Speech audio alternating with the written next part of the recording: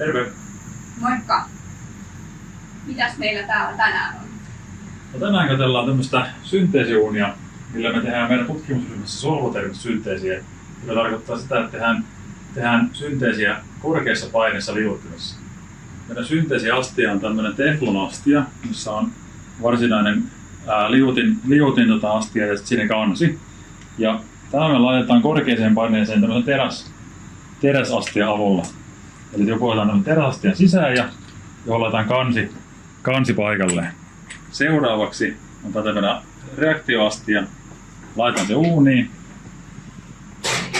ja asetetaan sille reaktiolle sopiva ohjelma. Se lämpötila asetetaan jopa sen liuottimen kiehuspisteen yläpuolelle. Sillä saadaan se korkea paine myös aikaan.